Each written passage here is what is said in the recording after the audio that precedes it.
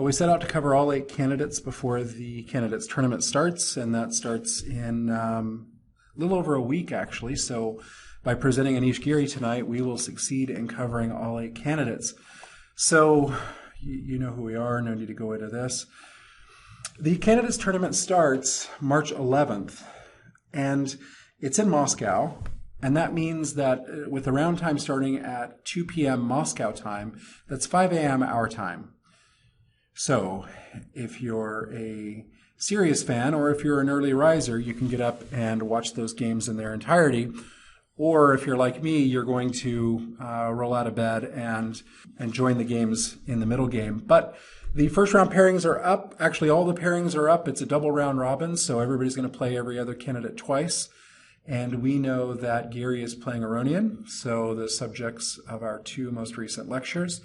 Interesting to see Anand play Topalov, both former world champions in the first round, and then 2 American players also playing in the first round. And then in the other pairing, we have a rematch of the World Cup final. So actually the first round and then the 9th round, or 8th round, when they match again, will be perhaps the most interesting rounds. But I mean, it's all gonna be fascinating chess. And I'm sure that you're going to be following the results if you're not, watching live surreptitiously at work or something like me. So the candidates field, I've shown this slide a couple of times. We're focusing on Giri tonight, and he is the youngest candidate by a couple of years, Caruana being the second youngest. And Caruana and Giri are the only 2 candidates who are actually younger than Magnus Carlsen. This perhaps puts them at a bit of a disadvantage because they don't have the experience with long tournaments like Anand does. Anand is going to feel very comfortable in the candidates tournament. And Topalov to a certain extent as well, even though Topalov will be playing in Moscow and he's not particularly fond of that. Aronian and Svidler also should be quite comfortable. Karyakin lives in Moscow, so that also confers something of some semblance of comfort. But Giri is going to have a tough tournament, and we'll see why when we get into his tournament results and head-to-head record. But keep in mind, he is the youngest competitor in the candidate cycle. So Anish Giri, you may not know this, but Anish Giri is Russian. He is Russian and Dutch and a couple of other things at the same time. So Giri was born in St. Petersburg in Russia in 1994, and he was born there because his father and mother met there. His mother is actually Russian. So his father is from Nepal, and he is a civil engineer, specializes in hydrology. He was working in Moscow when he met his future wife, Olga, who is also a civil engineer / hydrologist. They got married, and Anish was born in St. Petersburg, lived there until he was 7 or 8 years old. Russian was his first language, so he speaks several languages. We'll get into that, but understand that Anish Giri, until he about the age of, I want to say about 17 or 18, was a member of the Russian Chess Federation. So he has 2 younger sisters, and then obviously 2 parents. And surprisingly enough, his father doesn't really enjoy chess. He was introduced to chess by his mother, and his mother's a decent player. Like I said, Anish was born in St. Petersburg, first child in the family to very young parents. And there you see him on a rooftop garden in St. Petersburg at around age 2.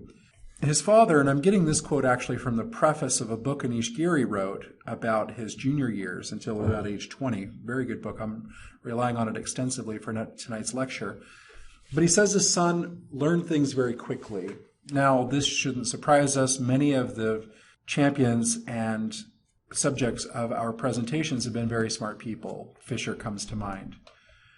Anish is no exception. So he's learned many things quite quickly, and he has fluency or proficiency in 5 languages. So he has a native proficiency in Russian, first language, not surprising, in Dutch, his adopted country, and in English.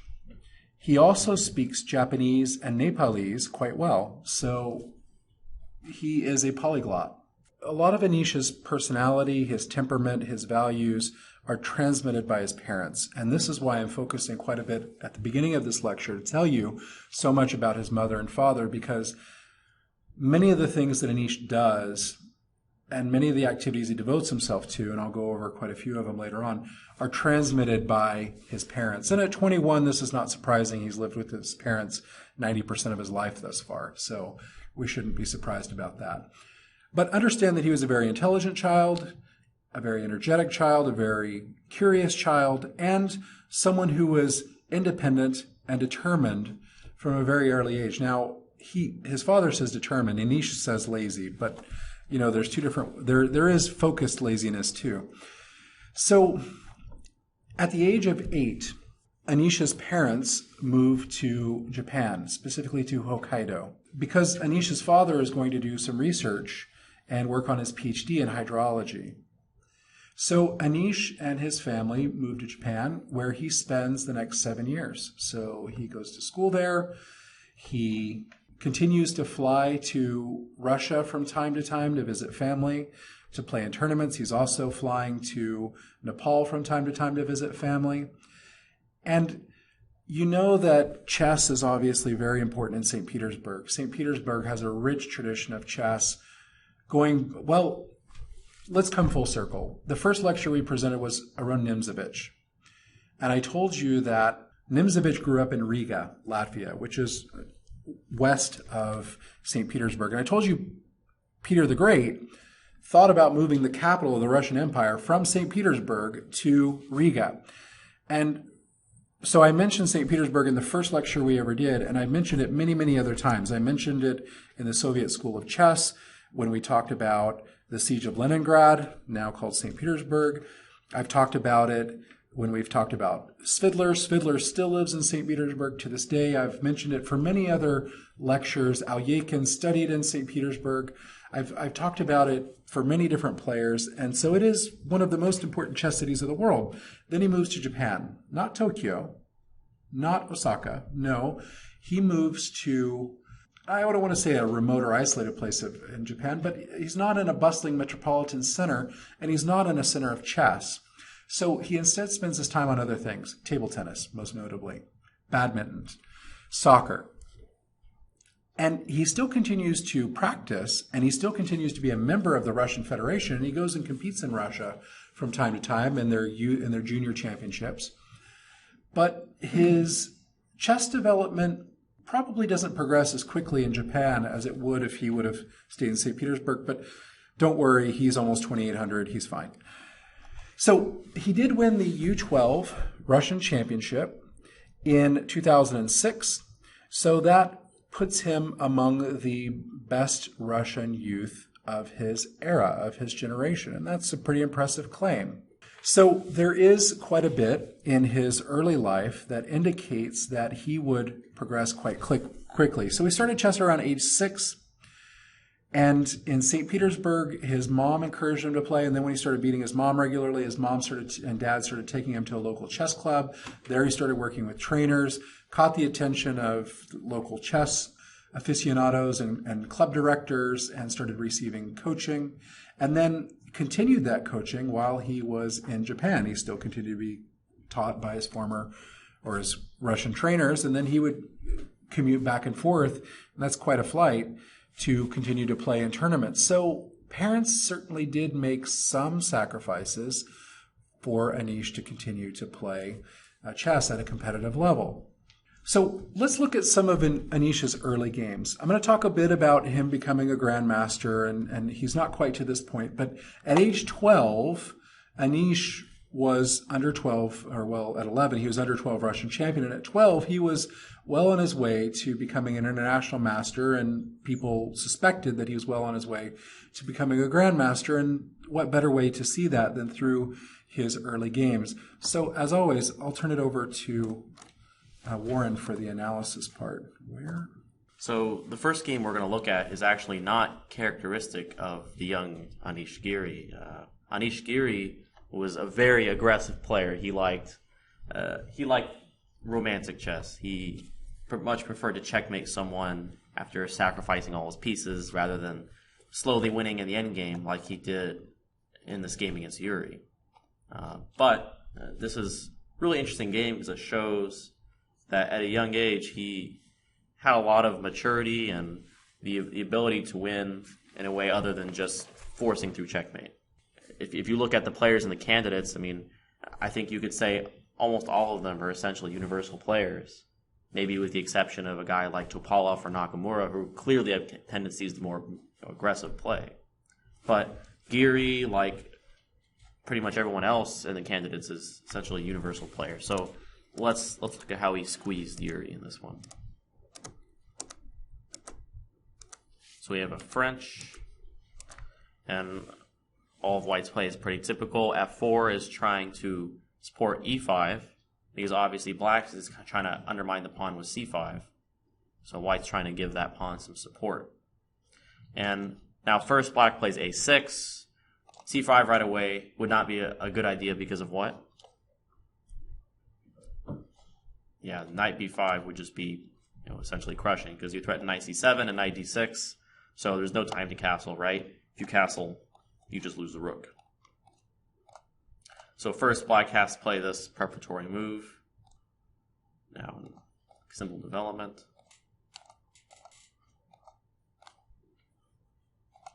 And already we kind of see the game's first mistake. So knight takes d3 is just not a good idea here. It turns out that this knight is useful to keep, at least for the time being, and White's bishop isn't really that threatening. I mean, if Black had wanted to, would have been better to play b4 or castle and keep the tension there with the bishop on d3. So taking right away is not a good idea. It helps White control these c4 and d4 squares, and it turns out the open c file will be kind of useful for White too. So White maneuvers this knight around the d4 square, a huge improvement of that knight.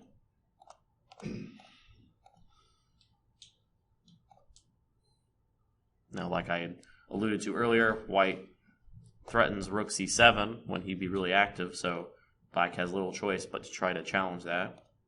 But that allows White to just trade more pieces. And trading down in this position is really logical for White. Unfortunately, Black can't avoid it. The problem Black has here is this endgame is just great for White. So it'll be even easier to see once we see a few more trades. Now Black's trying to get some activity because this bishop is so terrible compared to that knight. So queen c7, a nice finesse. Now queen d1 check, while tempting, doesn't do anything. Black's run out of checks and White threatens to take the bishop, and it's hard to suggest even what Black could do. Something like bishop e8, just queen e7. And Black's position isn't looking so good. So b4, protecting the bishop. But now White can force a trade of queens. And already, any master would tell you that Black can basically resign already. It's pretty much hopeless. And it comes down to the fact that Black's bishop on c6 essentially has no targets, or very few targets, whereas White's knight has some permanent targets on light squares. Especially this e6 pawn, which is backwards. So White's going to plant the knight on d4 and march the king down, and there's really little Black can do. And this endgame you often see through the French, but you can see through other openings. If you look at the pawn structure, this could also happen through a Slav, or maybe some kind of Queen's Indian, or Queen's Gambit declined even. It can happen through some different openings. But in this case, usually bishop's better than a knight. But if your pawns are all in the color of your bishop, it's not going to be a fun endgame. So it's definitely something to keep in mind in the endgame is when you have a bishop, you almost never want to put your pawns in the same color, because then you not only restrict your mobility, but you reduce your possible targets, right? So anyway, let's see how Anish finishes off. Now, by the way, I'll mention, and Giri mentions this in his annotations of the game, that he said he was inspired by a game between Sultan Khan, that we've talked about in a lecture before, and his opponent was Tartakower, I think was the victim, and that was from 1931. So if you want to see that game, that's just another example of a similar endgame knight against bishop, where the bishop has almost all the pawns in the same color, and White just slowly squeezes a win out of it. In this particular case, it doesn't take Giri very long to win. So the king moves over to c5, and he immediately just loses d3, which may seem silly, but if you think about it, white's d-pawn doesn't really provide value beyond the fact that it might stop black's own d-pawn. But with knight on f3 and d4, it's not going to go anywhere.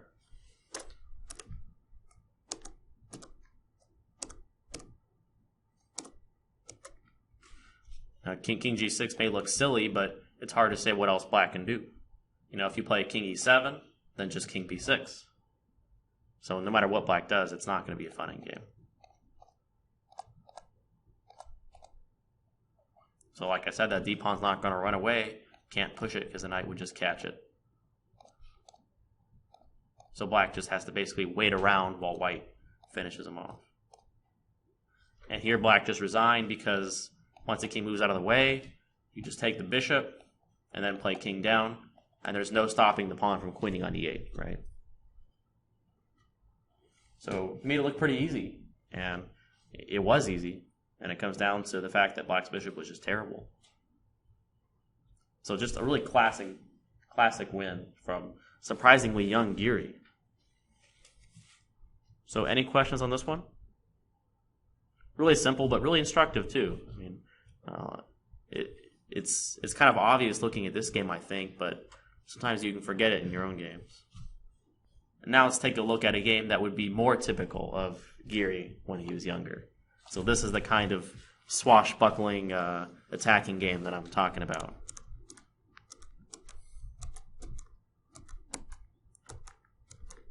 So of course the Sicilian is not an opening he's going to mind seeing. And white's setup is called the English attack, with essentially it's playing the Yugoslav against not a dragon. Is one way to think of it. Now, while white's not trying to play bishop h6 and trade out the fianchetto bishop like he is in the dragon, f3 does two things. It supports this e4 pawn, and it supports the g4 pawn advance. So those are two pretty useful things.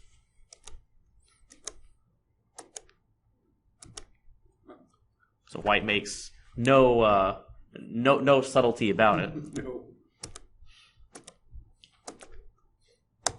So far, by the way, black's play is pretty typical.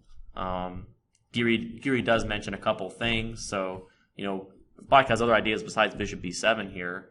Rook b8 or queen c7 are also possible.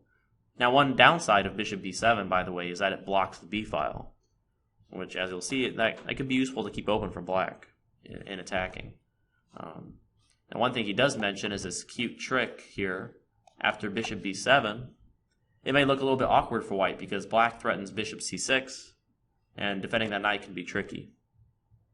But here white has a fun resource. Now, just by the way, queen takes b4 isn't so spectacular because you're simply opening files on the queen side. But white has a cute little trick here. He can play this knight b6 move. The idea is that if you take the knight, then queen takes b4, and because of these two hanging pieces on the b file, you win the piece back. And now you've won a pawn and traded off that pesky black knight. So just a cute trick to remember in this kind of position. I actually hadn't seen it before either, so I learned something from looking at his annotations. But anyway, his opponent, I guess I'll call him Dan. I don't know how you actually pronounce it, but Don, maybe, but maybe Don is the last name. Yeah. So he played bishop b7. Now a3 stops b4.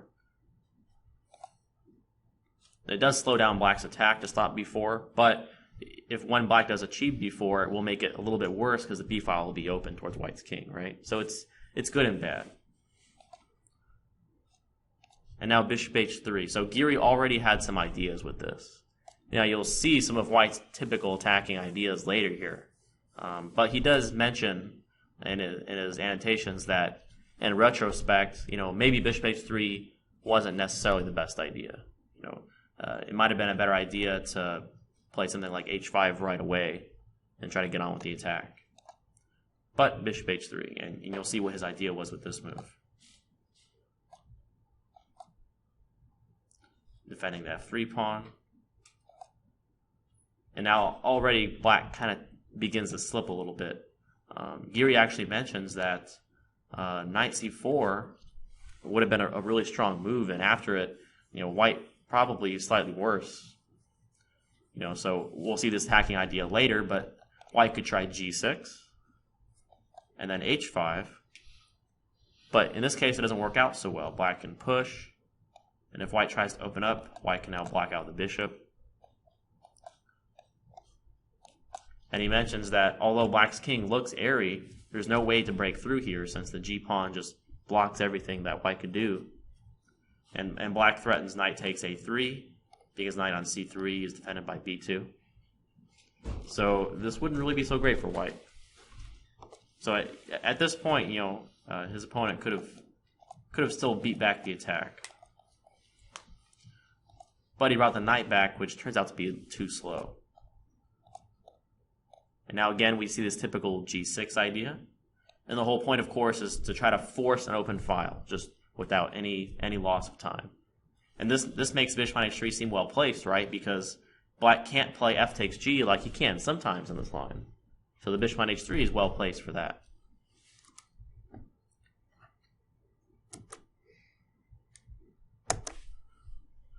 So it seems like black is doing pretty well, because now if white takes back on c3, black can just play queen takes, and it looks like his attack is almost there.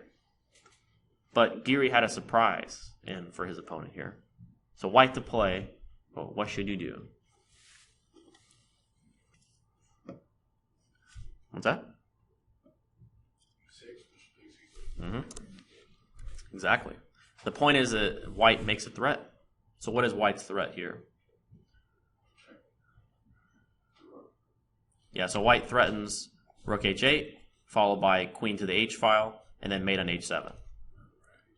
So white makes an immediate threat. So black moves the rook off of f8, so that now the king won't be trapped on g8, right?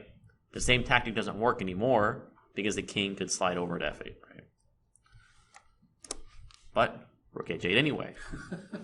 But it's not because of queen h3. It's because after bishop takes f7, the king is trapped on the h file. And black has no way to stop mate on h file. Now, even if black sacrificed a queen here, he would still be mated, because there's no way to get off the h file. King h7, rook h1 would simply be mate, right? So black is just finished. He tried extending the game for one more move, but after king b1, he was forced to resign. You can't even sacrifice queens to avoid mate, because the rook on h1 still delivers it. So I think a really, really amusing finish that came faster than you would have thought for a few moves ago. If we just go back a couple moves, it seems like the game is still going to be interesting. But after bishop takes e6, it just ends abruptly. So I think it's a nice, very thematic game for this line. So this is the kind of games that Giri had a lot of when he was younger. Not so much that endgame that we saw before. How old was he? 15 for this game. Yeah. Yeah, well, actually, I think this was 2009? 2009. Okay. Yeah, 15, 14. Yeah. Still very young. I think he was an FM at the time. He was he got his GM title at 14 years, 7 months. Okay, so he would have been a GM already. Either most an IM likely. or a GM, yeah. So any questions on this one? I think his rating in this was about 25-20, but his opponent was like 25-70, if I recall correctly. Okay. Okay, so I mentioned that his family moved to Japan in 2002.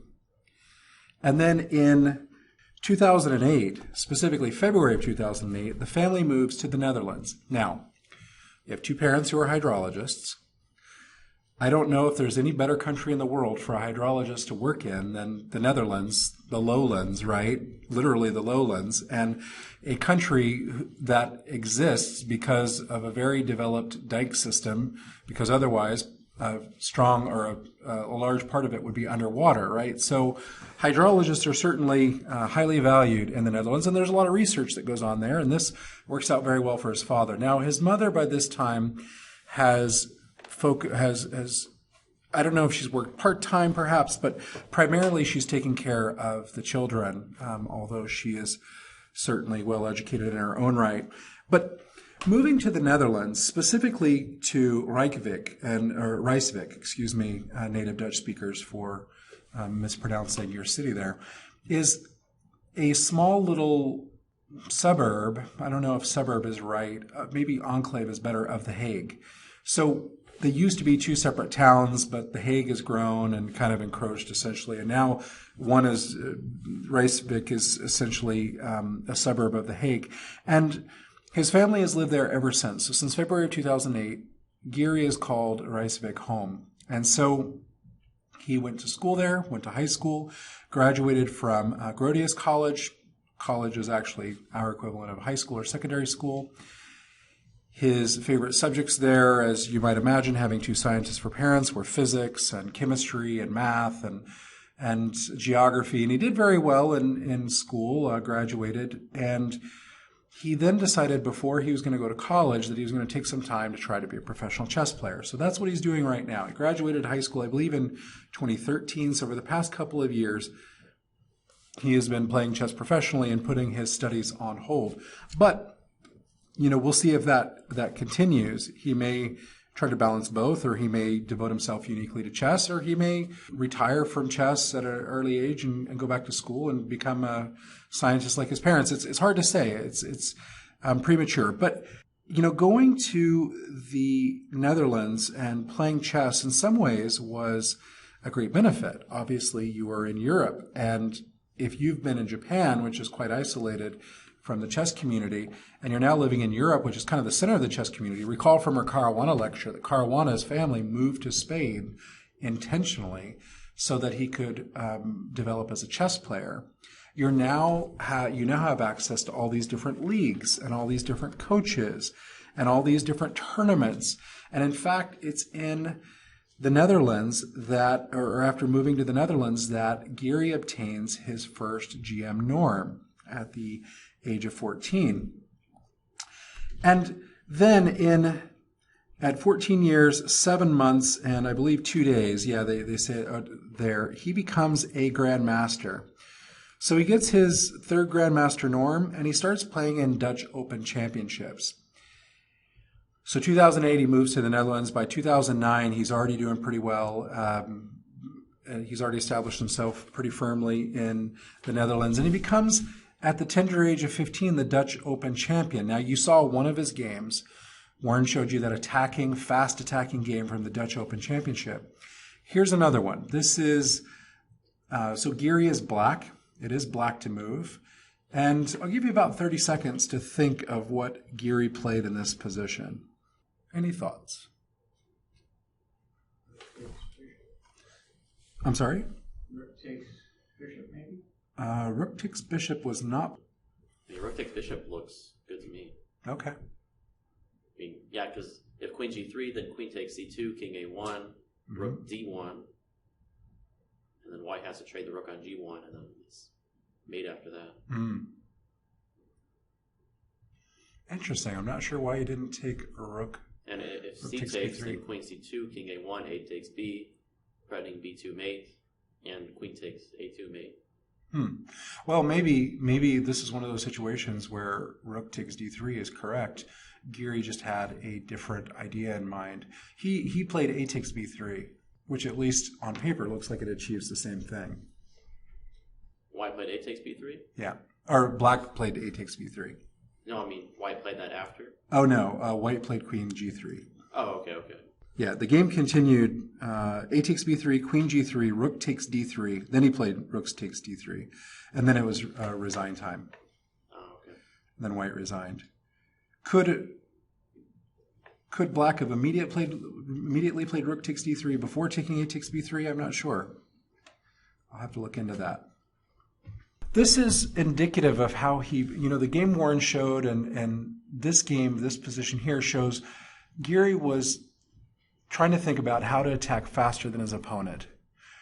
He's looking at it and he's saying, my opponent has some counterplay, but it's just too slow. I'm just going to have a devastating attack. It's going to arrive too quickly for my opponent to do anything about this. And what's startling is the 15-year-old Anish Giri started the 2009 Dutch Open Championship with 5 straight wins. So after 5 rounds, he was on 5. And his performance rating through 5 rounds was about 3150, which is ridiculous. Obviously, he didn't maintain that same performance over the course of the tournament because that would be one of the best performance ratings ever in the history of chess. But he started out extremely strong, and this was quite the impact on not only his own career, but also the Dutch chess community. So much so that the Dutch Chess Federation reached out to Anish Giri and essentially offered to pay him a stipend through the Dutch Olympic Committee. That organization is NOC asterisk NSF, whatever it stands for in Dutch, some really long, clunky thing. But what this did is it convinced Giri to switch his federation from Russia to the Netherlands, and he obtained citizenship, Dutch citizenship as well. This was a marked change in his career because now all of a sudden he had access to funding to help pay for coaching, and he started working with Grandmaster Vladimir Chuchalov. You may remember that name. Chuchalov coached another of the players that we've talked about recently. Do you recall who? Coached Fabiano Caruana as well, although I don't think they were both coached by Chuchalov at the same time. So it immediately allowed him to start coaching with one of the most prestigious trainers in Europe, if not the world. It also allowed him to meet lots and lots of chess players like Garry Kasparov. He was able to play in some of the chess leagues. He played in the Bundesliga in Germany, notably. I think he still does to this day, played there for several years.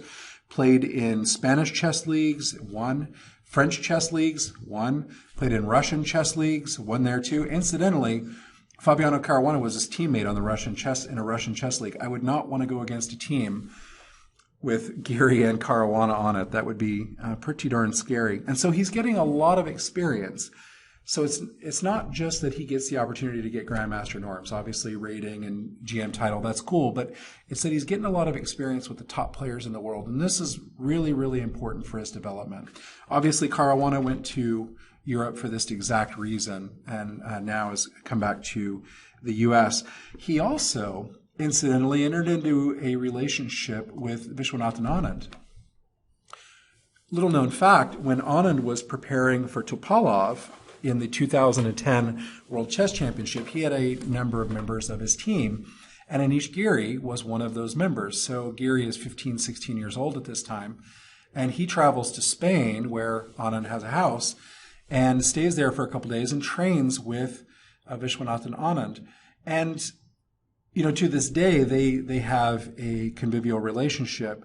Know that, Giri's father is Nepalese, and there is a strong connection between Nepal and India, and perhaps there's that connection. But there's also and Anand's a nice guy, and Giri's a polished, professional, respectful young man. So I'm sure they get along well. But they worked together for a few days, and that was beneficial for both sides. But in the Karyakin lecture, I talked about his work with Ponomaryov, and I talked about how at 12 years old, Karyakin is working with a world champion, and at 16, Viswanathan Anand, or 15, is working, or Anish Giri is working with a world champion. So this is, again, very, very important experience that both players, or that notably that Giri's getting out of it.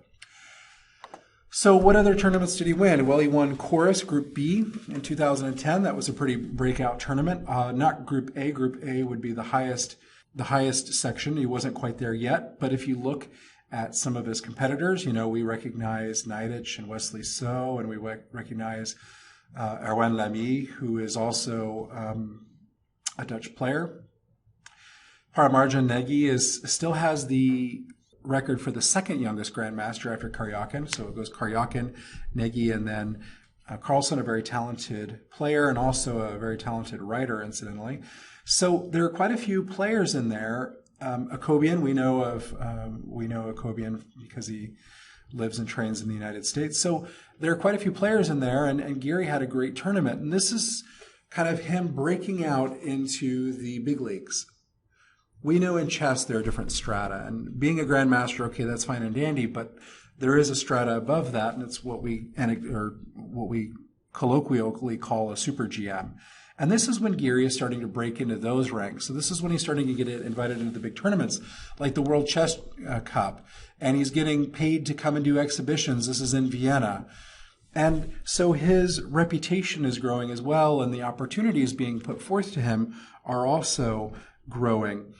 And that said, his biggest tournament of his young life, and maybe to date, maybe the most important tournament of his life, was Reggio Emilia, the Reggio Emilia tournament of 2011/2012. It was like a December through January thing. It was important for a couple of reasons. One, he went in as the lowest rated player, and he won. Two, he beat players like Nakamura, Morozevich, Caruana, Ivanchuk. These are top tier players, right? And this is Giri establishing that he is able to hold his own with them. And also, he chats and meets the eventual winner of the women's section, Sopiko Gramishvili, who is from Georgia, the country of Georgia, which you may recall from the lecture on Iranian is the country north of Armenia and home of Tigran Petrosian, among others. And Gramishvili is now a women's GM, so she's quite a strong player in her own right. But this is when they first met, and perhaps when they first started dating. He says he had a nice walk with the winner of the women's event, a sly allusion to his future wife. So in terms of his professional life and in terms of his personal life, this was perhaps a breakout performance. And we're going to see one of the games from this tournament a little bit later. But before we get to that, let's look at one of the games from the aforementioned Chorus Championship in 2010, and then perhaps a highly anticipated game against Carlsen in Vikensee or Tata Steel Championship in 2011. By the way, I just want to point out from that Chorus tournament, there were 2 players in that list that are currently in the top 13. Let me just see if I can go back to that slide. Does anyone know who the 2 players in that list that are in the top 13? Wesley So. Wesley So, correct? And I think Hari Krishna. Yeah. Hari Krishna recently broke into the top 13. In fact, he's barely lower rated than Anand. Really? Yeah, he's almost passed up Anand, which would be amazing because Anand has been the number 1 Indian player for as long as I can even remember. So that would be interesting. But he hasn't passed him yet. So anyway, just wanted to point that out. So this game against Nybak is my favorite one of his. And it's because it's so creative what Giri did this game. So let's see what happens. Oh, would you mind flipping it to Oh, see yeah. the black perspective? Let me flip the board so it's better perspective. So you can see things like Giri did. So Giri allows this line where White is able to exchange off that light squared bishop. Now I've covered the Slav in a couple different lectures at Audi and here, and in those lectures I talked about this move h6, a6, trying to retain this light squared bishop, right? So that's one option that has been popular lately and one that I prefer. But he played e6. By the way, e6 was also tested a lot in the Kramnik-Topalov World Championship match. So bishop b4. Bishop b4 is interesting. It's both good and bad because after f3, black has made a weakness on dark squares a little bit because g3 has been weakened and also h2 is a little bit trickier to defend. But the downside is that white can play e4 much easier. So it's a very, very sharp move, bishop b4.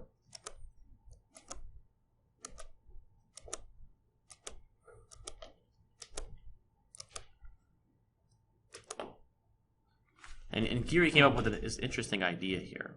So, given that white wants to play e4, Giri thinks that before white opens up the position, it'd be nice to exchange a pair of bishops. So what he tries is queen b6 and now a5. So he wants to play bishop b4 and exchange off a pair of bishops. Now, given what happened, he mentioned this in his annotations as well, white should probably just play a3 here and just stop black's idea. And honestly, if white does this, I really don't like black's position. In his comments, I think he's a little bit optimistic about black's chances here. I just love the 2 bishops. So, in my opinion, black's position just sucks, basically. But I guess he thought he had some resources. But anyway, his opponent wanted to open up the center immediately, but now takes and bishop b4. Now white tries to keep the bishop, but Giri pursues it. And even at this stage, white should probably try to hold on to the bishop still with a move like maybe bishop e3. But knight was tempted into taking so that Giri couldn't castle. But it turns out it's not as easy as it looks to take advantage of this exposed king on e7. I mean, one reason is that there's no open e-file.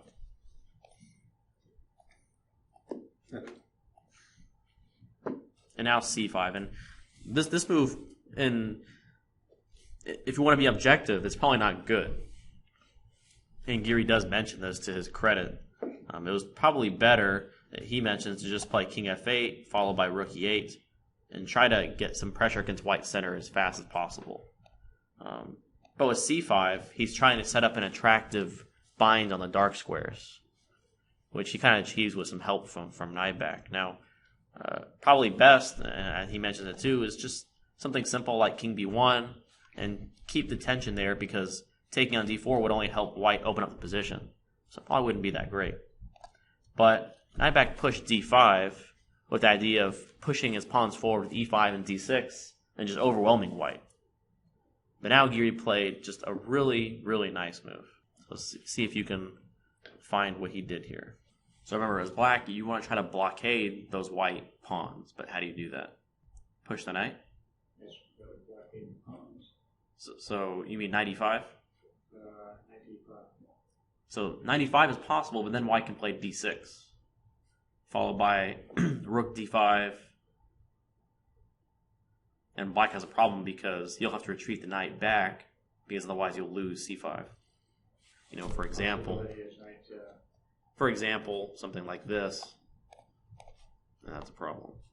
Knight d7 will be bad because white just keeps on pushing.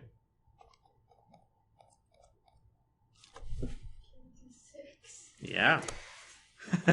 His Majesty himself decided to blockade here. It turns out the combination of the king on d6 and knight on e5 is pretty hard to move. So really, really unique way of blockading the white pawns. And not unsurprisingly, knight back didn't see this. Yeah, just a beautiful move. I mean, it's not a move that you'll really consider until you see it, and then it just looks beautiful. Right? It makes perfect sense, I think, once you see it.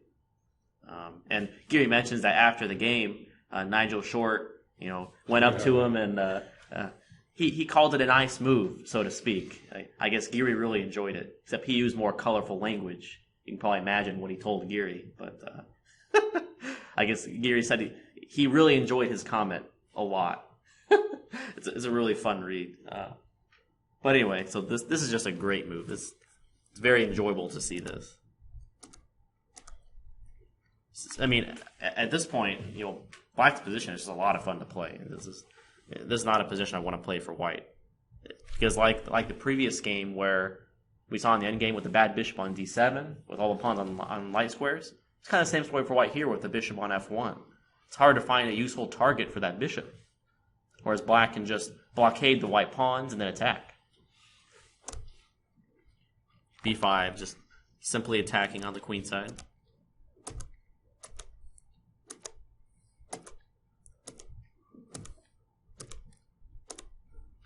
White just has very little counterplay.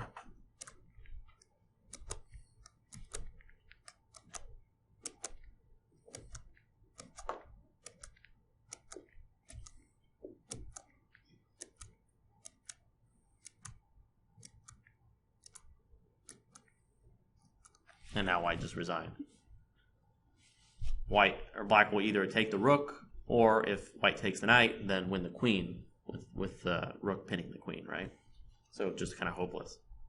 But just a really nice game. It seems like the tables turn just so quickly.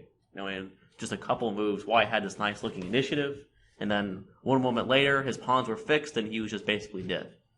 I think it's a really, really fun sequence of events there. Yeah, the creativity to find a move like King D6. I mean, it's obvious when you're analyzing it, but to actually play, it's a different story, and it's a really nice move to find. So any questions on this one? A really principled game by black. That's what I like about it too. I mean, in the opening, he gave up the two bishops, and then later he tried to fix that by trading off one of the pair.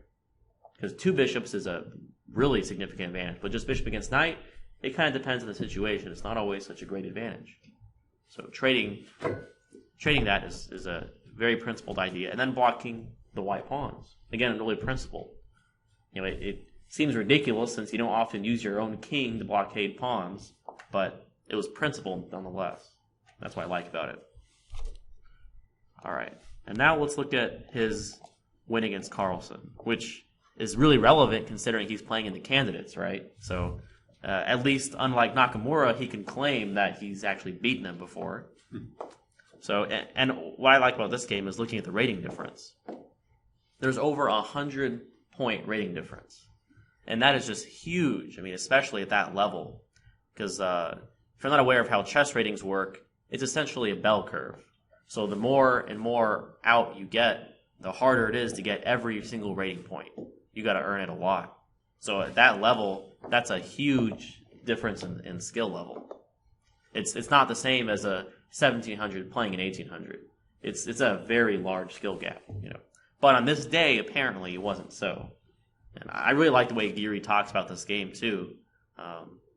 He almost kind of sounds intimidated in a way. He talks about when he got there, he wasn't used to having so many photographers just snapping pictures and snapping pictures, and Carlsen was just kind of used to it, So it was interesting hearing him describe the game experience with Carlsen. He's also 16, playing the highest rated player in the world. So yeah, at the time, Carlsen was, even back then, the number 1 rated chess player in the world. And this was played in 2011, I think. So Carlsen was 2 years removed from his record-setting performance in Nanjing in China. That 30-94, something like that rating performance, only broken by Caruana in the Sinkfeld Cup. So Carlsen was pretty much on top of the world at this time. So let's see how Giri beat him. He already mentions how his opening choice seems unpleasant for Carlsen because he hadn't been playing the Grunfeld much, so he thought Carlsen was kind of visibly irritated that he didn't play the regular Slav.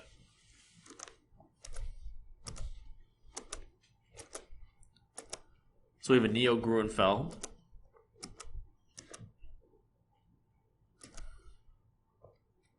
And of course, with Rook E8, Black declares his intention of playing E5.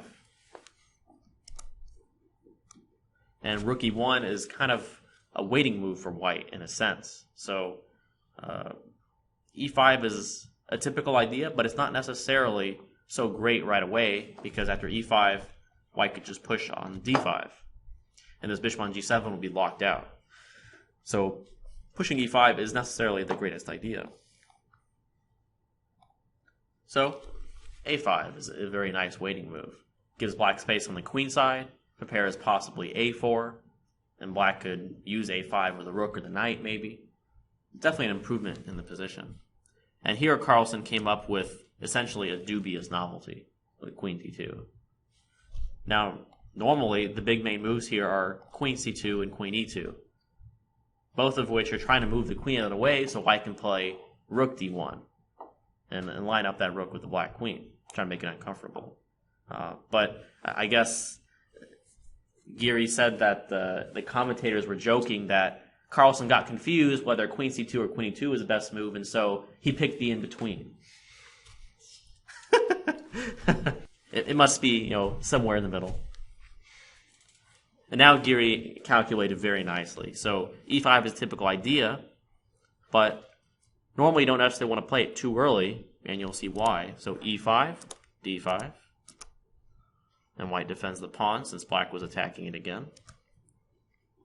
And now Black tries to undermine it, but A3. Now if Black has to go knight A6, White's idea will be justified, because then he could take on C6, and after, say, B takes, White's pawn structure will be clearly superior to Black's, and White actually looks pretty healthy here. But as you can imagine, that was not Giri's intention. So what did Giri do here? Black just simply took on D5. So White's pretty much forced to take the knight now, because taking on D5, you just lose a pawn. But now A takes. So Black threatens both the rook on A1 and this knight on C3. Turns out White can't really defend both. can't even play knight a2 because then b3, right? So rook takes a8, and now another Zwischenzug. B takes c3. So white now threatens both the rook, or sorry, black threatens both the rook and the queen, and white can't continue taking stuff because now black threatens to take anyone with check. So there's no time to take the queen. So Giri notes that he likes that his moves make queen d2 and rook e1 seem silly because if either of those pieces weren't on those squares, then white would be okay. You know, if the rook were on any square other than e1, then white could take on c8 and get a good position. Or if the queen were just not on d2, then he wouldn't have had b takes c3 at that in-between move. So it's kind of a funny observation. So anyway, white has to give back the piece. And here's where Giri thinks Carlsen really just messed up, essentially. He thinks white should have just taken on d5 with the queen. And even though white's opening was kind of silly, it's turned out okay in that it'll probably just be a draw. You know, after black, say, trades, plays knight b6, or just knight b6 right away, he says it looks pretty dry. Right? There's not really much imbalance. But I guess Carlsen was, figuring he could probably still beat the young Giri here, but his position did not allow for this. So now black puts pressure on d5, and rook d1 was not a good idea either. Giri mentions at this point, white should probably have played something like d6, pushing that pawn to safety, and keeping this rook on the e-file for now. Because after rook d1, now e4, white has serious problem. So knight g5. If you notice, Carlsen's still playing pretty quickly, even though his position is very difficult.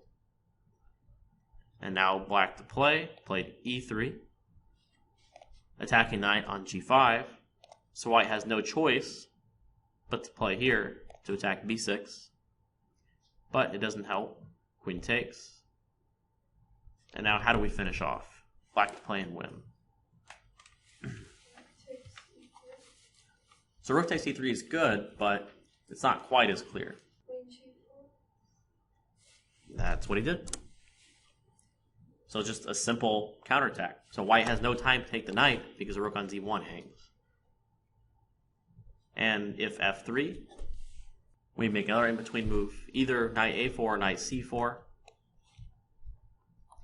And white has a problem because if we take the queen, then we just take this one. And again, black is just up a piece. Now, just briefly going back, by the way, someone mentioned knight c4 right away. It doesn't work because of queen b5, threatening the rook and the knight. And knight d6 doesn't work because we take the rook with check and then the queen. But yeah, queen g4, and then Carlsen had to resign. And Carlsen only took 20 minutes the whole game. He did play quickly, but not well, as it turns out. So yeah, Giri mentioned that he shook more hands in his life in the following half hour than he did the previous, what was it? At that point, he was 18? 19? No, he was younger than that. 2011, he would have been about 16 or 17. Yeah, in the previous 16 or 17 years of his existence. So, The whole game was only 22 moves. yeah, just 22 moves. He beats the #1 player in the world. Pretty rare. You go back to where he pushes the pawn to attack the queen. I wanted to see how much time. It took a lot of time coming up with that. Yeah, Gary mentions he's surprised how fast Carlsen did. He thought maybe it was basically maybe some kind of psychology thing, trying to make Giri think that he knew something he didn't. And Giri did think that, but it didn't really matter because of the position on the board. Yeah, I just think a really nice game, showing that Giri definitely has the potential to beat the best. So any questions on this? All right. So that game against Carlsen was played at Tata Steel 2011. What's the other name for that tournament? Anyone know the other name? You mean the previous name? Well, the previous name, yes, what a lot of commentators still call it. A lot of commentators, like if you watch Daniel King's videos on YouTube, for example, he still calls it Vaikonze. which is in the Netherlands. So this is the biggest tournament of the year. It's the only, I believe it's the only super tournament that is hosted in the Netherlands. And you can imagine that when a Dutch player, someone who had been welcomed with open arms into the Netherlands, and you can see he's got the flag for the Netherlands there. Incidentally, you'll notice I'm being very careful to call it the Netherlands. Don't call it Holland. Holland is a region of the Netherlands. The country is Netherlands. This was a big deal. So the newspapers all basically talked about, sensation in Vikonsee, with Carlsen shaking Giri's hands and talking about how a Dutch chess player had made waves internationally by beating the top player in the world, or at least the top-rated player in the world. However, Giri did not win Vikonsee. He finished with a performance rating higher than his rating, and he finished 6.5 out of 13, so 50%, which is a result that he was content with in his first time participating in the top group at Vikonsee before he had played in the lower group and won it. But this was a signal that, there could be a super GM with Dutch nationality, which they hadn't really had since like Jan Timman, for example, who had contested at the highest levels of the chess community. Incidentally, they both went to the same school, Grotius College. Jan Timman was a famous graduate of that school as well. So he does well. He beats Carlsen, and incidentally, that's the only time he's ever beaten Carlsen. That's the only decisive game they've ever played. Everything else has been a draw. We'll get to that. But he's not been able to follow that up with a win at Vikonsee. In 2013, he finished 8th with a performance rating lower than his ELO. 2015, nice photo op, but unfortunately, again, wasn't able to turn it into a win. And then recently in 2016, so this tournament just ended in January, he finished 5th, performance rating close to his ELO rating.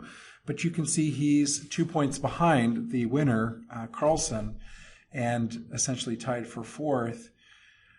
So he doesn't, obviously he wants to win this tournament. I don't know if he would put this tournament above the Canada's tournament. I kind of doubt that because the Canada's tournament is a big deal. But if he could choose to win one super tournament like Norway Chess or London Chess Classic or Sinquefield or something like that, he would probably choose Tata Steel and Vikonsee as the tournament to win because as a Dutch national, this is the biggest tournament of the year in his country. Now, this is not to say that he hasn't done well in other endeavors. He has won the Dutch championship 4 times out of, I think, 5 or 6 years that he's competed in that tournament. He has represented the Netherlands in Olympiads 3 times, including an individual bronze. So he's done well in other tournaments, but and representing his country, but he's not won the big one yet. You can't, it's hard to point to one tournament result other than Reggio Emilia, which we've already covered, and say that's really a breakthrough performance for Anish Giri. He hasn't had that moment yet, and we're going to have to see if that moment is in the candidate cycle. Okay, I talked about Sopiko Guramishvili. I have a hard time with that name. They started dating. It's unclear if they started dating right after Reggio Emilia in 2011, but she moved back she lives in Georgia. He lived in the Netherlands. He's going to high school. She's going to college. She's a little bit older. And they continue to date. They continue to see each other at tournaments. And in 2015, July of 2015, early July of 2015, right after Anish Giri turns 21 years old, surprisingly enough, they get married. So they got married in Georgia. There's actually a video on YouTube, if you want, that shows some photos and dancing and stuff from their wedding. Quite entertaining. You can tell that she's much more comfortable in front of a camera than he is. Go figure, right? But so they were married. And for me, this is actually pretty surprising because Giri is 21 years old when they get married and just turned 21. But I think there's something that we have to establish about Anish Giri that we haven't talked about very much. maybe it's competing internationally in chess. Maybe it's the fact that a lot of chess players are highly intelligent. But I think we've all had some experience with the fact that young chess players mature in many ways quicker than than their peers. And so we say 21 and we say, wow, that's really young. But I don't know that it would be wise to think of it in those terms. Giri his parents talk about the fact that he's been independent and self-sufficient since he was 10 years old. He's been traveling to all these different tournaments since he was, at least 11 or so when he was traveling to Russia, obviously with parents. But he's been traveling, been to a lot of different international tournaments, and chooses to get married at 21. Not that I'm advocating it, but it's working out for him. So they are married. She is, Sopiko Garamishvili actually finished her degree. She has a degree in foreign languages and English, actually. She speaks English quite well. And she has commentated a lot for, I think, Chess 24. And so you may see her, I don't know, she may not be commentating the candidates because obviously her husband's participating, but you see her sometimes at the commentary table, and I've seen her paired with, I believe, Peter Svidler, and that was a really good commentary team. I quite enjoyed that. Obviously, with him being rated around 2,800 and her being rated almost 2,500, that makes them a power couple in the chess world, obviously.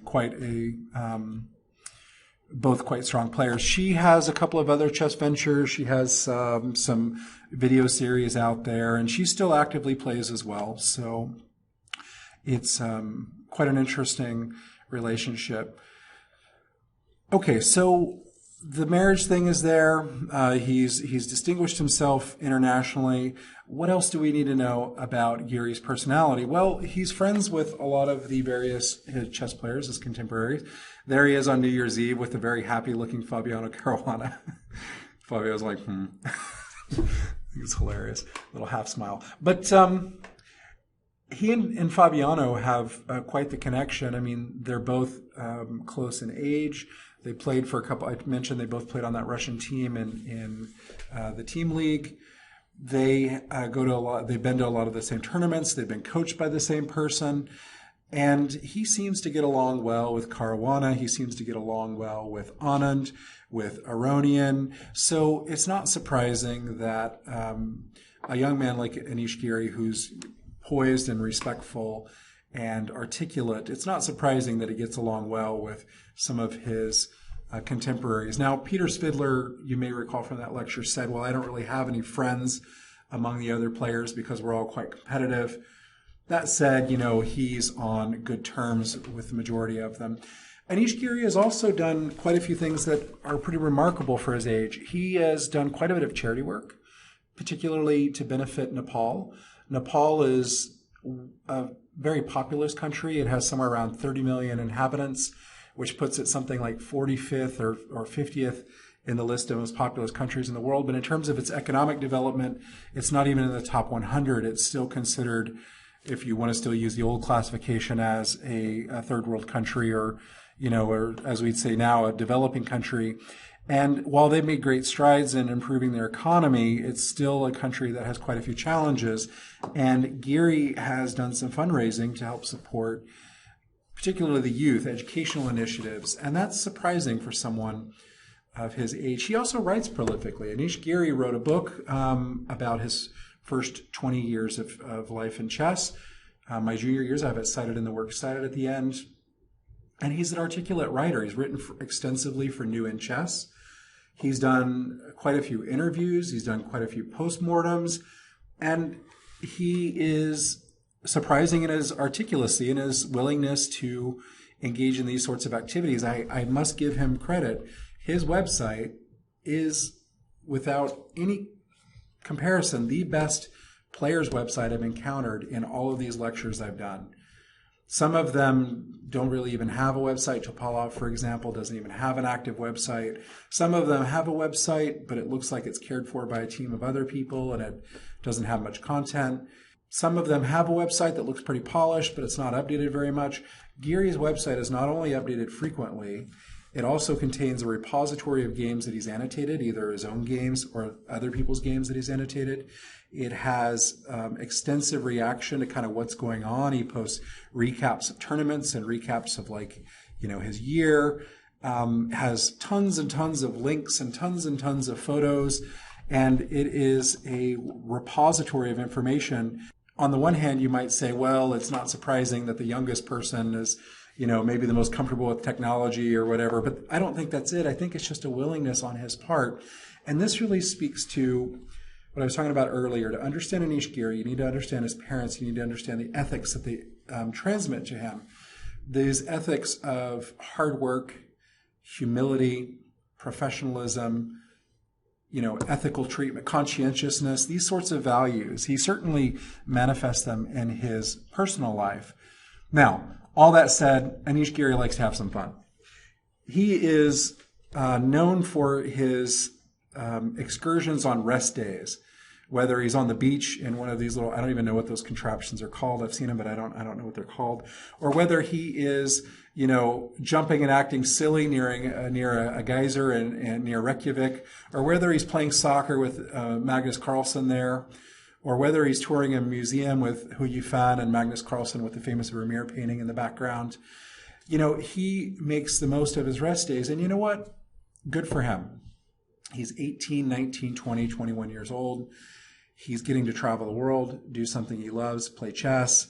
He's able to support himself financially. He has a supportive family and including a supportive spouse. And why not? Why not make the most of it?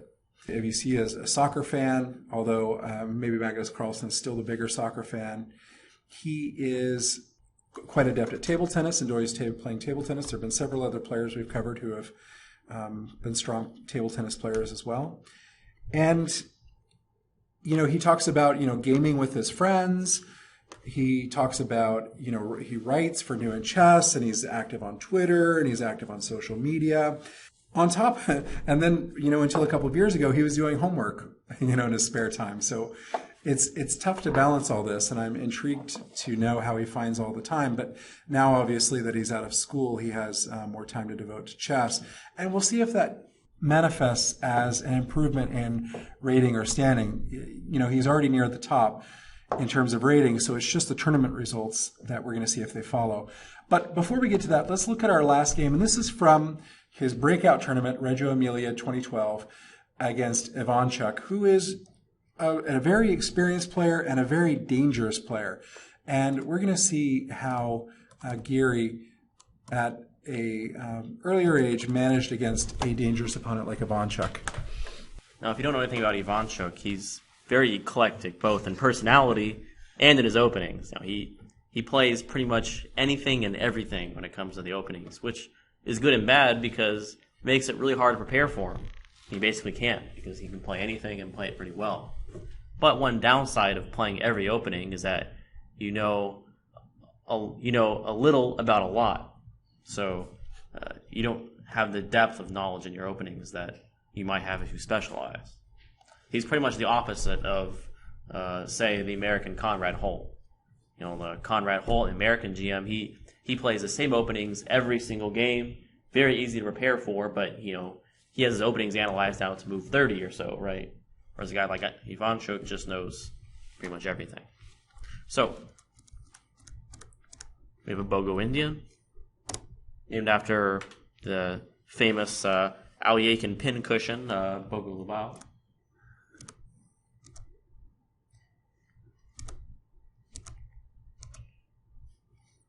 And I used to play this opening myself, and I had some decent amount of success with it. So I can tell you from experience that Ivanchuk's move e5 is just simply bad, essentially. Black needs to get rid of this bishop because it's kind of awkward. It's important here to take on d2, and later you can play e5. But the problem with e5 is what Giri did here. So what do you guys think Giri did here? White to play. I would just want to push d5 and gain space. Yeah, d5 is okay, but that would allow black to capture on d2 and get the aforementioned position that he wants. Oh, whoops. Went back too far. So the problem for black is bishop on b4. So a3 would trap the bishop if the bishop could not capture on d2. So that probably gives you a hint of what you want to do. Like bishop g5 or something? Exactly, yeah. Yeah. Just moving the bishop. So now white has a serious threat of a3 just winning the piece. So Right. black has no choice but to take on d4 to give himself a c5 square. But after knight takes, he's in an awkward position because now white threatens knight takes c6. So he trades. But now he will not be able to avoid doubling of pawns on the king side. So he's going to have permanent weaknesses. So already Giri has a really nice position, really stable advantage. So we've reached this endgame where black has the two bishops, but white has the far better pawn structure. And although it may not look like it, white has pretty significant advantage here. So now white already has ideas of going to d5 with the knight, right, attacking these weaknesses. So Ivanchuk tries to preclude any such ideas. Now e3 is always useful. Guards the d4 square from the bishop. And Giri really heavily criticizes this move from Ivanchuk. I mean, the idea is pretty obvious. What is Ivanchuk trying to do with h5? Actually, just trying to come down and put pressure on the king eventually. So he's not trying to mate white, no. Without queens on the board, that's going to be difficult. Trying to weaken the light squares around the king. Nope. So if black were given, say, a couple more free moves, what would black do? h4, h3. No. Yeah. No, you wouldn't want to push pawn down to h3. The problem is, to me, it looks like the knight on a4 can take the bishop and build up the pawns again there. So Well, that's a good point. I'm glad you mentioned that, actually. It turns out that the knight is better than the r-squared bishop. Again, think about targets, right? Bishop on c5 has none. So white's knight is far more valuable. Now, it's a simple endgame principle with pawn islands. Right? The more you have, the worse. Fewer you have, the better. So all he's trying to do is play h5, h4, take g3, and get rid of it. Yeah. So it's a simple endgame principle you guys should all keep in mind. You want to reduce the number of pawn islands you have. So right now, that h-pawn is just a weakness, so he's trying to get rid of it. Unfortunately, here he was misguided because Giri stopped it in its tracks with h4. And the reason it was misguided is because now it's a target. White can attack it with either the bishop or the knight from f4. And that permanent weakness turns out to be a problem. If he had left it on h6, it would have made white's life more difficult to win because the pawn h6 isn't easily attacked by knight. Can't go to f4 and simply attack it, and white's bishop also couldn't attack it. So h5 was the perfect idea, but in this case, white could stop it, so it was not well implemented. Yeah, keep that in mind in your own endgame, guys. Whenever you have weak pawns, you want to try to get rid of them. Reduce the number of pawn islands. It's always a quick and dirty way to see whose pawn structure is better in the endgame is by how many pawn islands you have. The more you have, the worse off you are. So rook g8, rook c1. So black manages to trade light square bishops, but he still has a weak pawn at h5. Now, just by the way, black could play h takes, and now he has one less pawn island technically, but now white has protected pass pawn. So that wouldn't have helped any either.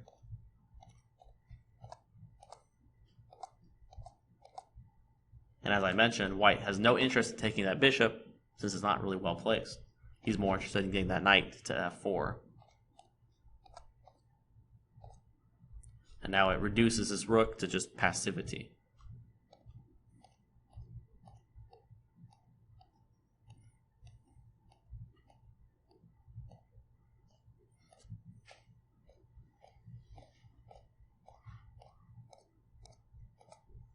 Ivanchuk lashes out, trying to get rid of that knight so he can activate this rook, but he has to give a pawn to do so.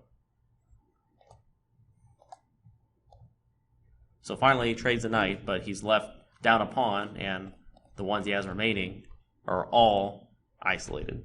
So very, very sad. And now Giri finds a nice way to win this ending by just simply trading rooks. Definitely wasn't necessary, by the way. Giri could have just dropped the rook back, stopped the pawn from advancing, and just won by creating a passed pawn here or taking the free pawns. But I guess he decided to just sit there, calculate a few minutes that this is a forced win. G4, threatening to create a passer. Of course, black can't take because at H5, he would promote by force. E4 gives the king a route to C1, so black can't promote. And now F3. So now the king can move back without losing the pawn.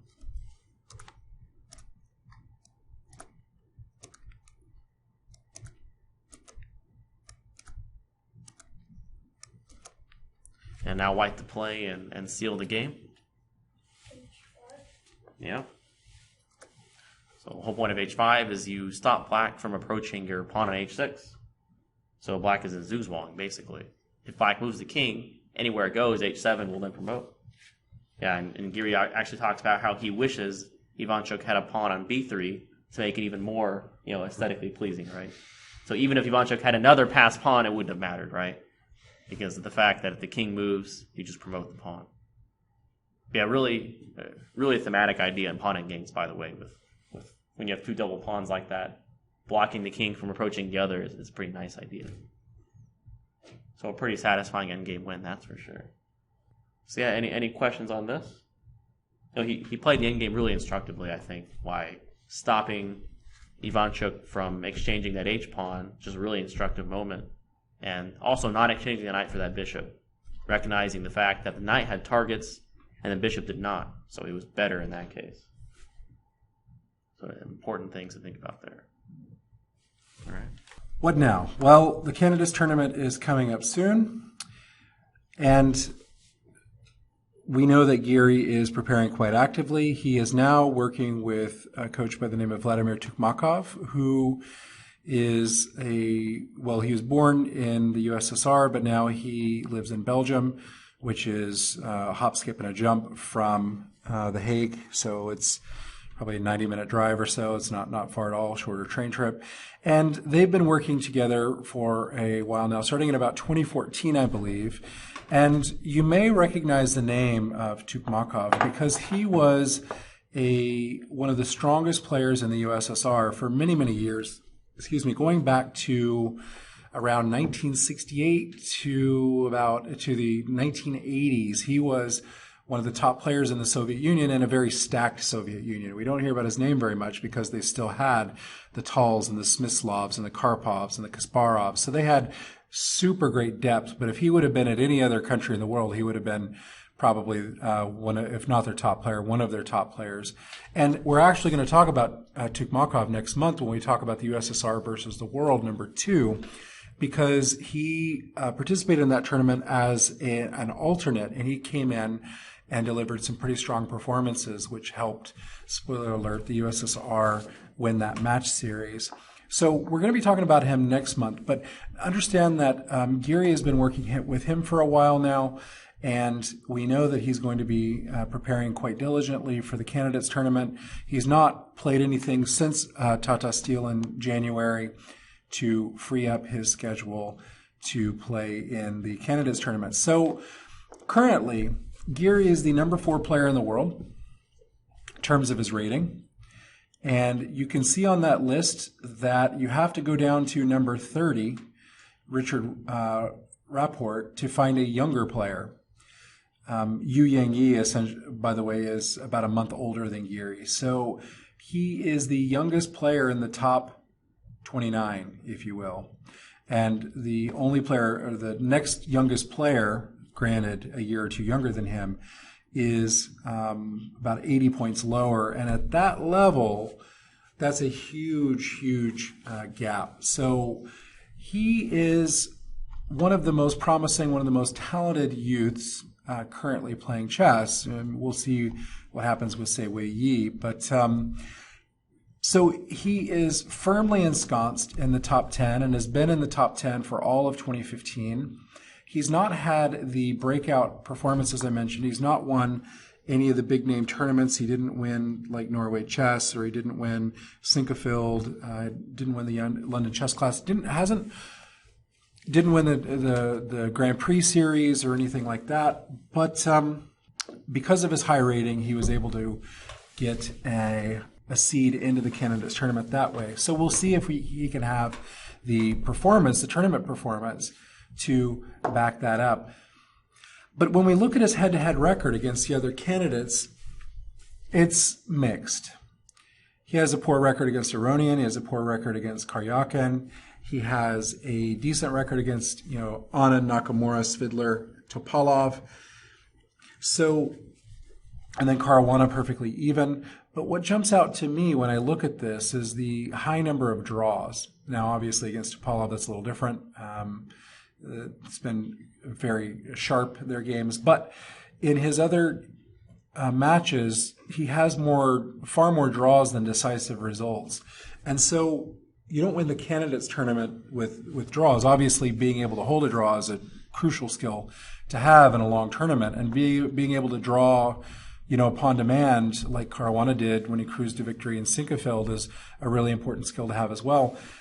But you've also got to have decisive results. So it'll be interesting to see if he comes in with some opening preparation to try to catch his opponents off guard, and if to see how he plays on both sides, on white and black. Now, if he were to win the candidates tournament and face Magnus Carlsen, how would that look? Well, I told you that there's only been one decisive result in their tournament history. That was the win that we saw earlier when he won with the black pieces at Tata Steel 2011. Otherwise, it's been 12 draws, at least in classical chess. I didn't look at what their blitz or blindfold records are, but I would imagine the edge would probably go to Carlsen, at least in blitz. He's a very, very strong blitz player, as you may imagine. So if Giri were to be the candidate, it's really unclear how he would match up against Magnus Carlsen. What I will say, though, is that, and I'm reiterating a point I made earlier, Giri has the least amount of experience in the candidate cycle, it being his first candidate cycle, and he's never participated in a World Chess Championship, so he's never participated in a long match style like that, for the World Chess Championship. So it would be a formative experience for him, but my money would not be on Giri against Magnus Carlsen. But then again, I would have a hard time picking a candidate that I would favor against Magnus Carlsen. Perhaps someone like a Fabiano Caruana could give Carlsen a good run for his money. But at the beginning, several months ago, I think it was October or November, when we talked about Hikaru Nakamura, I said, and Warren reiterated that, on paper he looks quite strong for the candidates tournament. It's been about 5 or 6 months since I'm interested. Warren, since that time, is he still your top pick to win the candidates tournament? Prediction time. Prediction time. Prediction time? Prediction time. I'd say Anand probably still has the best chance. Okay, so Warren goes with the solid pick and Vishwanathan Anand. I would have a hard time choosing against you, but you know what? I'm going to go out on a limb and say that that Caruana goes on a tear. He did it once at Sinquefield. He can do it again. All right, we will see. But in any case, a month from now, well, not on March 24th when we next meet. That'll be toward the end of the candidates tournament, so we won't have a clear understanding. But soon after that, we will know who will be the candidate to face Magnus Carlsen. However, we still don't quite know where that match is going to be held because FIDE has not officially announced where the World Chess Championship match is going to be held. There is talk about it being in the United States, but as I told you in a previous presentation, Kirsana Yomazov is currently on the U.S. Treasury Department sanctions list, which means he cannot travel to the United States, nor can he do business in the United States. So if your FIDE president can't come to the venue, will they still hold it in the United States? It's unclear. Los Angeles had a bid. New York had a bid. Los Angeles looked like it had a pretty strong bid. But FIDE is not known for its transparency or its fair dealings, pardon my frankness. So we'll have to see where it's going to be held. But we can still hope that it will be in the U.S. and it'll give us a chance to go visit. All right, so for this presentation, I used primarily this book I was talking about, Anish Giri, My Junior Years in 20 Games. Now, it says it's in print. However, if you go to Amazon.com, you're not going to find a new copy for sale. You're going to find a used copy for like $400. So what I did is I actually bought the digital version of this book. I usually vastly prefer the print version, but I'd prefer paying $12 than $400. So if you can get your hands, or if you have a copy of the print book, great, or if not, you've got the ebook option. But I found it quite interesting, and he has 20 games toward the end, and his annotations are quite extensive. He spends several pages on each game, so it's interesting to see his thought process. Of course, you see a lot of other annotated games in New in Chess magazine, where he is still an active contributor. I also got a lot of games and input from chessgames.com, and ChessBase still is one of the best news sources and sources of photographs. And then, of course, his own website. That was anishgiri.eu. So I used his website quite extensively also. Quite a few photos, in fact, came from his book or from his website directly.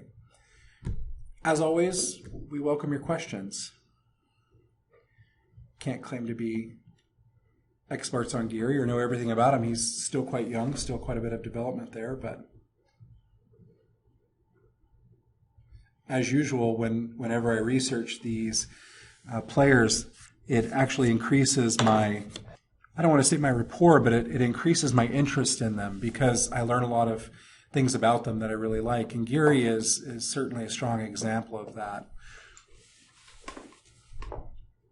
Seems to have a good head on his shoulders for a 21-year-old. No questions? So on March 24th, we will have USSR versus the World number 2.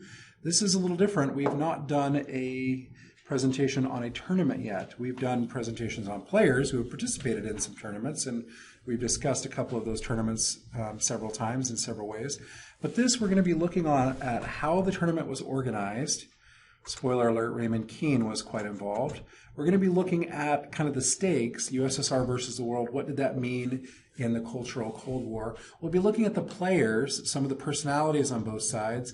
Particularly of interest is to note the role of Viktor Korchnoi, who defected from the USSR and played on the World's team as probably, definitely their strongest player. And as a special treat, I'm working with the official match photographer who has sent me quite a few photos that have never been published of this event. So you're going to see some things that you've never seen before, and hopefully you'll see the players in a context that you're not used to seeing. Obviously, when you see Giri jumping near a geyser, that's one thing. But we'll see Karpov enjoying a boat ride around London, for example. So we're going to see the players in a different light. So I'm sure you'll find those photos fascinating. So that's what we've got next month. And then after that, we'll see. There have been lots of requests online. We certainly welcome your suggestions for where to go from there. But I'm going to stop this. And off the record, do you have any requests for upcoming months? Karis is